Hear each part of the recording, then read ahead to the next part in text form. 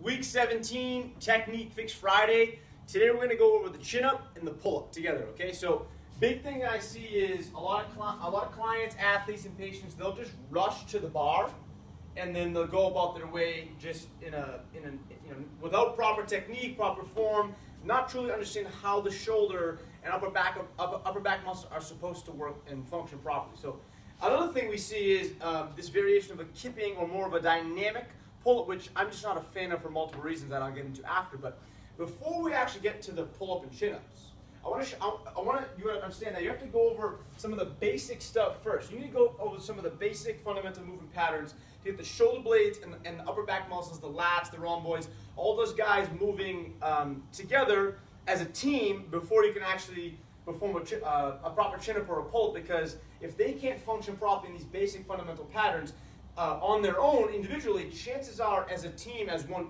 systematic unit, they're not going to function properly up top. So that's a good concept to understand prior to entering the chin-up or the pull-up. Okay, so I'm talking about just basic band pull-apart patterns. You can go across chest, you can go overhead. Basically, just get some scapular retraction and protraction. Okay, so band pull-apart's a good variation.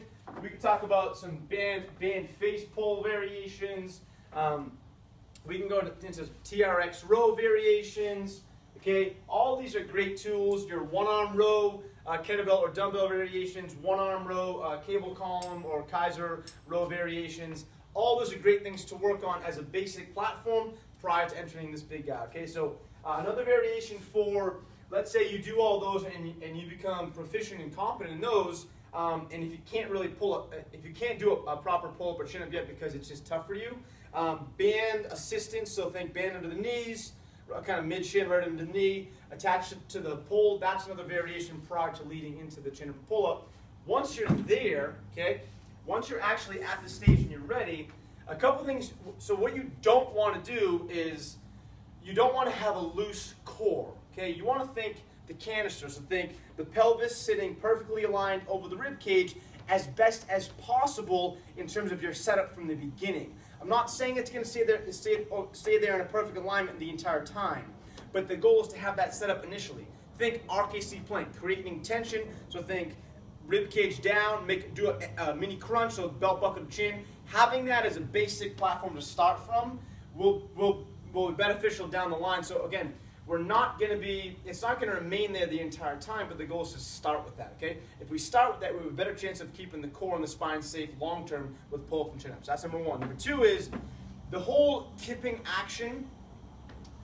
I'm not a fan of that for multiple reasons. Number one, I don't like what it does to the shoulder joint, the shoulder capsule, and kind of the different biomechanics that go into it with that forceful overhead motion and all those dynamic forces going through the shoulder. The same thing can be said for the lower back and the arching.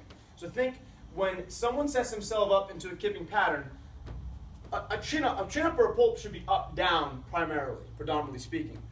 What a kipping pull-up or chin-up does is it makes the forces go back and forth. If we're going back and forth that way, the brunt of that force and that dynamic load is going through the spine. Not the worst thing in the world, but when you couple that with an arched or dumped back, that's a recipe for disaster. Not a fan for those reasons right there, especially when done at high volumes over a long period of time. I'm not saying it's definitely going to cause injury. I just prefer the chin-up or pull-up in a strict or just regular format versus a kipping. Those are my reasonings. Everyone has their own thoughts on it, but these are the reasons kind of why I choose a regular chin-up, regular pull-up, or just a strict form. Basically, it's much more strict.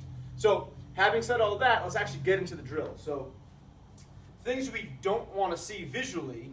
So, think of, we don't want any swaying side to side, because as you can see, all those forces going back and forth, okay? Other thing too is, let's say we're doing a strict pull-up or chin-up, okay? We don't want to arch too hard, because again, even if I'm not going dynamic front to back, if I'm arching and pulling up, that's still putting a lot of forces through my spine, okay? So those are things we don't want to do. And in terms of chin-up or pull-up, chin-up just think palm facing behind you, okay? All you're going to do is pull straight up. Pull-up, palms facing away from you, grab the bar, pull straight up, okay? Having said all those things, what you want it to look like is this. And that was pull up, now this is chin up. Okay? So here's pull up.